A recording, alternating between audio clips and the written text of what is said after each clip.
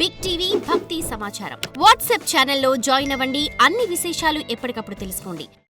ప్రేక్షకులందరికీ నమస్కారం అండి. ఈరోజు మనం ఏదైతే వంటగదికి సంబంధించిన గత ఎపిసోడ్ ఏదైతే చేశామో ఆ ఎపిసోడ్కి సంబంధించిన పార్ట్ 2 అన్నమాట ఇది. సో ఈ పార్ట్ 2లో మీకు ఏంటంటే ఇంకొక విషయం అనేది నేను చెప్తాను. గత ఎపిసోడ్లో మనం వంటగదికి సంబంధించి అసలు వంటగది మనం ఎక్కడ పెట్టాలి, ఏ ఫేసింగ్కి సంబంధించి అనే ఒక చిన్న ఇన్ఫర్మేషన్ మనం తెలిసేసుకున్నాం. Right, okay. ఇప్పుడు మనం డీటెయిలింగ్లోకి వెళ్తే సార్ అసలు ఒక్కొక్క ఫేసింగ్కి సంబంధించి ఈ కాలంలో గుర్తుపెట్టుకోండి, ఈ కాలంలో మనం ఎక్కడ పెడితే మనకు మన ఇంటికి వచ్చిన వాళ్ళతో కానీ వాస్తు చూసి చెప్పే వాళ్ళతో కానీ ఇబ్బందులు ఉండవు. అలాంటి ఒక మంచి పాయింట్ నేను మీకు చెప్తాను. సో చూడండి, మనం ఒకవేళ మీరు రోడ్ ఫేసింగ్ తూర్పు అనుకోండి, వచ్చిన వాళ్ళు మిమ్మల్ని డిస్టర్బ్ చేయకూడదు అంటే చాలా చాలా సింపుల్గా మీరు ఆగ్నేయంలో పెట్టేసుకుంటారు, నో ప్రాబ్లం, రైట్. బట్ ఇక్కడ గుర్తుపెట్టుకోండి, చిన్న చిన్న ఇండ్లు ఎవరివైతే ఉంటాయో వాళ్ళు ఎట్టి పరిస్థితుల్లో కూడా ఆగ్నేయంలో వంట పెట్టేస్తారు, అది ఇంకా తప్పదు. ఒకవేళ పెద్ద ఇల్లు ఉంటే ఇక్కడ పెట్టడం చాలా చాలా సూపర్. ఇక్కడ చూడండి, ఒక చిన్న ప్లాన్ లాగా గీస్తాను. నేను పెట్టిన చాలా ఇంటి ప్లాన్స్లో ఇలా 3 పార్ట్స్గా డివైడ్ చేసినప్పుడు ఈ ఫ్రంట్ పార్ట్ని మెయిన్ డోర్ అండ్ ఇది కంప్లీట్ హాల్ క్రియేట్ చేసేస్తాను. హాల్ చేసిన తర్వాత ఈ సెకండరీ రూమ్లో ఈ రూమ్ యొక్క ఆగ్నేయంలో నేను వంటగదిని పెట్టించేస్తాను. అప్పుడు ఏమవుతుందంటే ఈ మొత్తం మీరు ఏదైతే ప్లాన్ చూస్తున్నారో ఈ ప్లాన్తో దక్షిణం వైపుగా ఉండే రూమ్కి ఆగ్నేయం వైపుగా కిచెన్ అనేది పెట్టిస్తాను. ఇది ఒక రెండవ ఆప్షన్ కిందికి మనం తీసుకోవచ్చు. ఓకే, సో ఫ్రంట్ అనేది కంప్లీట్ హాల్ చేస్తాం. ఎప్పుడు చేస్తాం? ఈ ఇల్లు పొడవుగా ఉన్నప్పుడు మాత్రమే, అన్నిటికీ కాదండి, గుర్తుపెట్టుకోండి. నెక్స్ట్, మనం శాస్త్ర ప్రకారం వెళ్ళాలి, ఖచ్చితంగా ఈ ప్లాన్ని డిజైన్ చేసుకోవాలి అని మీరు భావిస్తే మెయిన్ డోర్ మనం సెంటర్ పెట్టినప్పుడు ఆగ్నేయం ఒకటో స్థానం అందరూ యాక్సెప్ట్ చేసేది. రెండో స్థానం పొడవుగా రూమ్స్ ఉంటాయి, అంటే ఇట్లా పొడవుగా ఉంటాయి, ఇదంతా హాల్ చేసుకొని గుడివాడలో నేను రఘుబాబు గారికి ఆల్రెడీ ప్లాన్ చేశాను.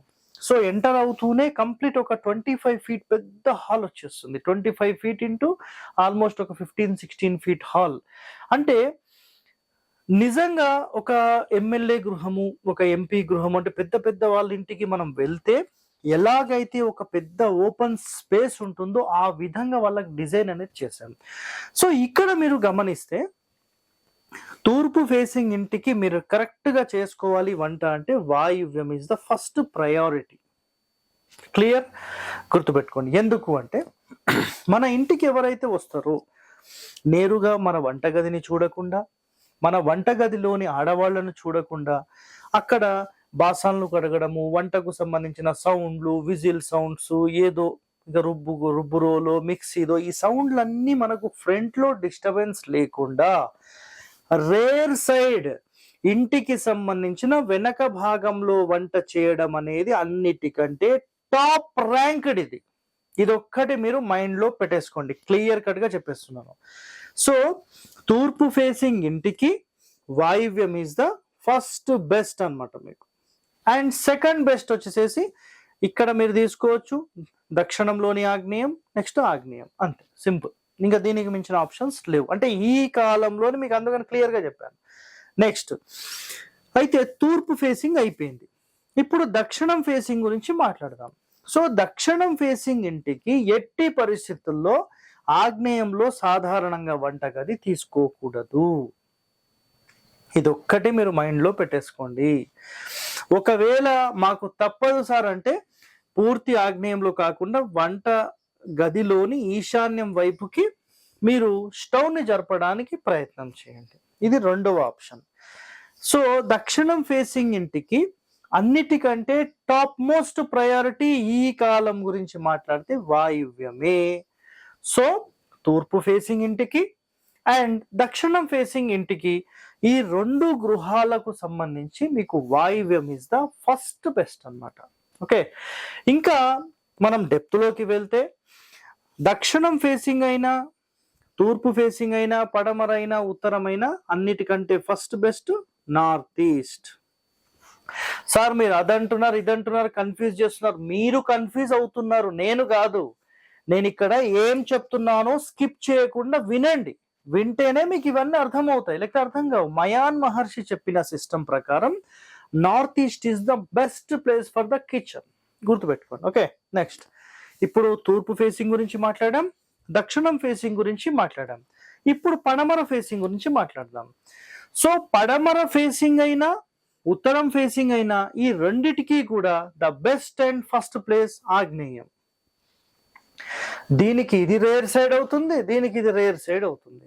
సో ఈ రెండిటికి ఇది నంబర్ 1 అన్నమాట.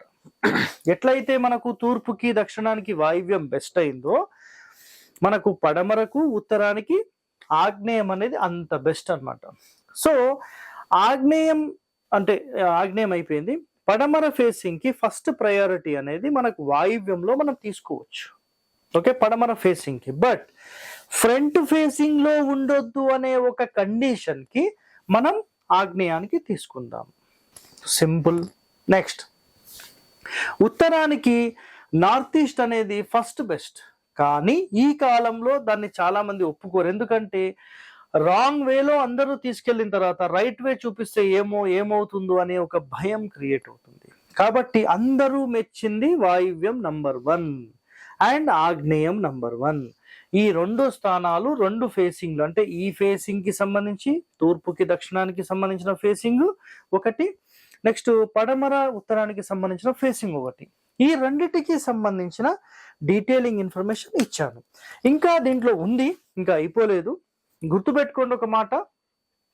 నేను ఇప్పుడు మిమ్మల్ని చూస్తున్నాను అంటే, నేను ఎగ్జాంపుల్ తూర్పు చూస్తున్నాను అనుకోండి, ముఖంలో మంట పెట్టొద్దు అని ఒక శాస్త్రంలోనే చదివాను. క్లియర్? ముఖంలో అంటే తూర్పు ఫేసింగ్ అనుకోండి, మనం డైరెక్ట్ ఆగ్నేయంలో కానీ ఈశాన్యంలో కానీ ఎక్కడ కూడా ముఖానికి మంట పెట్టొద్దు. సో ఇదంతా ముఖం ఏరియా అన్నమాట. ముఖం ఫ్రంట్ ఫేస్, ఇదంతా ఫ్రంట్ ఫేస్ ఎలివేషన్. సో ఈ ఫ్రంట్ ఫేస్ లో మంట పెట్టొద్దని ఒక శాస్త్రంలో చదివాను. సో దీన్ని బట్టి మనం ఆధారితం చేసుకొని తీసుకుంటే 100% మనకి ఏంటంటే తూర్పు ఫేసింగ్ కి సంబంధించి, దక్షిణానికి సంబంధించి వాయువ్యం అనేది సూపర్ గా పనిచేస్తుంది. పడమరకు ఉత్తరానికి సంబంధించి ఆగ్నేయం సూపర్ గా పనిచేస్తుంది. ఈ 2 క్లియర్ కదా? రైట్. ఇప్పుడు ఇంకో డెప్త్ పాయింట్ లోకి వెళ్దాం. సో ఉత్తరం ఫేసింగ్ కి, దక్షిణం ఫేసింగ్ కి, తూర్పు పడమరకు అయిపోయింది. దాని తర్వాత అవుట్ సైడ్ అన్నాం. అవుట్ సైడ్ అంటే నిజంగా ఈ కాలంలో మీరు చూస్తే వంటగదిని అందరూ కూడా మనకేం చేస్తున్నారంటే ఇంటి లోపల మాట్లాడుతున్నాం.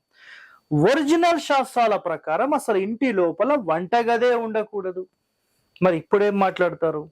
సో మరి మీరు ఎలా చెప్పారు సార్ అంటే, కాలాన్ని బట్టి మనం మారుతూ వెళ్తున్నాం కాబట్టి ఆ కండిషన్స్ని ఇక్కడ ఇంప్లిమెంట్ చేస్తున్నాం. ఓకే, అయితే పూర్వ గృహాలలో మీరు అబ్జర్వ్ చేస్తే ఇంటికి అవతల వైపు ఆగ్నేయంలో కానీ, నైరుతిలో కానీ, వాయువ్యం కానీ, ఈశాన్యం వైపు కానీ మీకు చిన్న చుట్టిల్లు కానీ, చిన్న వంటగదిని కానీ ఏర్పాటు చేసేవాళ్ళు. అక్కడే వంట చేసి, అక్కడే భోజనం చేసుకొని, అన్ని పనులన్నీ కంప్లీట్ చేసుకొని అప్పుడు ఇంటికి వచ్చి సేద తీరేవాళ్ళు ఆడవాళ్ళు అయితే. సో ఈ చుట్టిల్లు అనేది మీరు ఆగ్నేయమైన, నైరుతైన, వాయువ్యమైన, ఈశాన్యమైన 100% పెట్టవచ్చు.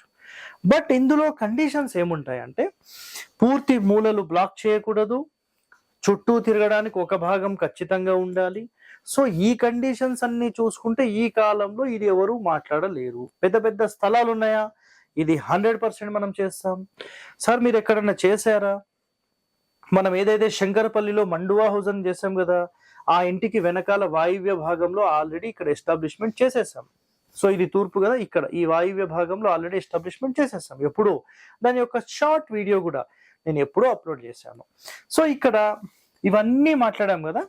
ఈ చుట్టిల్లు ఇంకో రకంగా కూడా మీకు పనిచేస్తుంది. అదేంటంటే, ఒకవేళ మీకు రోడ్ పోర్ట్ ఉంది, ఇంటి అవతల అంటే కాంపౌండ్ అవతల ఒక చుట్టిల్లు లాగా మీరు కట్టుకోవచ్చు. ఇది చాలా చాలా సూపర్. ఇది నేను ఎక్కడ అబ్జర్వ్ చేశానంటే, ఎప్పుడైనా ఎవరైనా అజ్జారంలోకి వెళ్తే బిఎస్ఎం ఫౌండరీస్. నేను ఆల్రెడీ ఒక ఎపిసోడ్ చేశాను, కంచు పాత్రలకు సంబంధించిన ఎపిసోడ్. వాళ్ళ ఇంటికి దక్షిణం వైపుగా ఒక వీధి వస్తుంది. అక్కడ ఎవరో వచ్చి ఈ చుట్టిల్లు లాగా పెట్టి వెళ్ళారు. రౌండ్గా పెట్టి పైన ఇట్లా సువ్వగా పెట్టేస్తారు. అంటే ఈ రోడ్డు పోటు వచ్చి దీనికి తగిలినప్పుడు దీని యొక్క టోటల్ ఎనర్జీస్ ఎవరివైతే ఆ కంటి నుంచి వచ్చే ఎనర్జీస్ ఉంటాయో ఆటోమేటిక్గా పైకి వెళ్ళిపోతాయి. సో పిరమిడ్ మోడల్లో దీన్ని సెటప్ చేశారు. సో ఈరోజు ఈ వంటగది ఎక్కడ పెట్టాలనే పార్ట్ 2 ఎపిసోడ్లో టోటల్ డీటెయిలింగ్ ఇన్ఫర్మేషన్ నేను చెప్పాను. ఇంకా ఎవరికైనా ఈ వాస్తుకు సంబంధించిన పుస్తకాలు మీరు కావాలని భావిస్తే మీరు 100% దేవుళ్ళు.comని వెబ్సైట్లో మీరు పర్చేస్ చేయండి, చదువుకోండి. ఇంకా డెప్త్ నాలెడ్జ్ మేము నేర్చుకుంటాం. వాస్తులో మేము కూడా పరిశోధన మీలాగా చేయాలనుకుంటున్నాం సార్ అంటే మీరందరూ వెల్కమ్ అండి. సో 100% మీరు రావచ్చు. ఎలాంటి ఫీజు అనేది మేము తీసుకోబడదు. వాస్తు కోర్స్ లాగా చెప్తే మేము ఫీజు తీసుకుంటాం. మీరు వచ్చి పరిశోధన చేస్తాం, మీతో తిరుగుతాం, మీతో ట్రావెల్ చేస్తాం, ఒక 2, 3, 4 సంవత్సరాలు ఉంటాము అని భావిస్తే మీ నుంచి రూపాయి తీసుకోబడదు. మీ ఫుడ్, మీ రూమ్ మీకు మీరు చూసుకోవాలి. మాతో ఉంటే అన్నీ మేము చూసుకుంటాం. సింపుల్ అండి. ఓకే. సో ఈరోజు నేను ఏదైతే కాన్సెప్ట్ చెప్పానో ఈ కాన్సెప్ట్ని అర్థం చేసుకోవడానికి ముందు ప్రయత్నం చేయండి. దాని తర్వాత దీనిలోని డెప్త్ పాయింట్స్ ఏమున్నాయి మీరందరూ అర్థం చేసుకుంటారని భావిస్తూ సెలవు తీసుకుంటాను. ధన్యవాదాలండి. For more videos like this, subscribe Big TV channel.